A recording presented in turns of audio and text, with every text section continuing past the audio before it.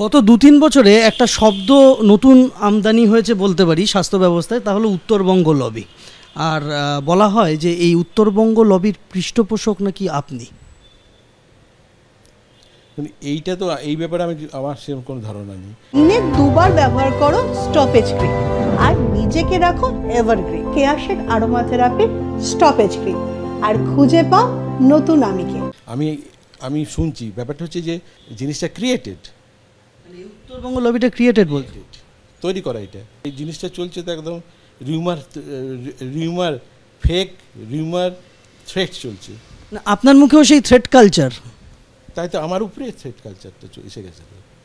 থ্রেটটা আমার উপরে, তো আমি তো কিছু বলিনি একদিন। তো ইউনিভার্সিটির পাশে পোস্টার পড়লো একটা, সেখানে একটা আমার ছবি দিয়ে একটা নাম্বার দেওয়া হলো, কেউ যদি ট্রান্সফার চান তাহলে ওখানে চলে যান। আমি চেম্বারে প্র্যাকটিস করতে পারি না? ডাক্তারের পর ডাক্তার এসে হাজির, আমারটা করে দিন, আমারটা করে দিন, আমাকে ডিস্টার্ব করা। সেদিন আমার কাছে আমি কিছু বলিনি, কিন্তু আমি তখনও চুপ করে আছি। আপনি পোস্টারের কথা বললেন, স্বাস্থ্য ভবনের পোস্টারটা পড়েছিল এবং সেই পোস্টারে আপনার ছবি সবার ওপরে দেওয়া হয়েছিল, তার তলায় সুশান্ত রায়, অভিক দে, বিরূপাক্ষ বিশ্বাস, অনেকের ছবি। আচ্ছা, এই সুশান্ত রায়, বিরূপাক্ষ, অভিক দে, এদের কি আপনি চেনেন? সুশান্তকে আমি চিনি। সুশান্ত আমাদের কলেজের আমার জুনিয়র ছেলে, নর্থ বেঙ্গল মেডিকেল কলেজের। আর সুশান্তরই সাথে সাথে থাকতো, মানে ও স্নেহ করতো অভিককে, সেই সূত্রে অভিককে চিনি আমি, কিন্তু বিরূপাক্ষ কোনোদিন দেখিও নি, চিনিও না।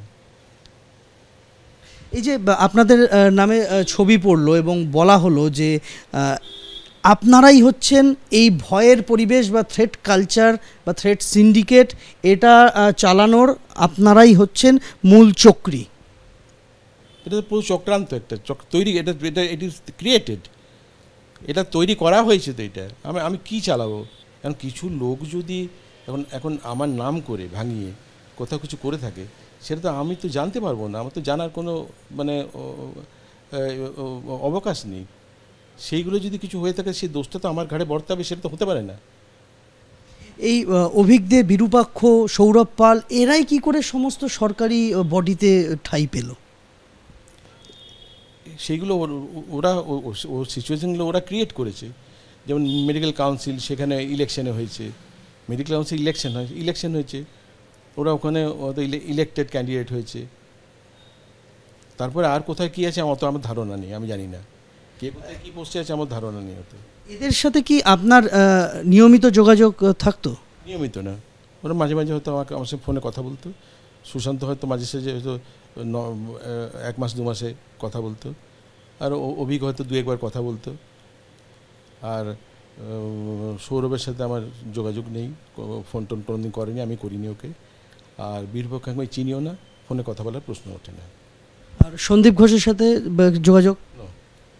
সন্দীপ ঘোষের আমার কোনো যোগাযোগ নেই।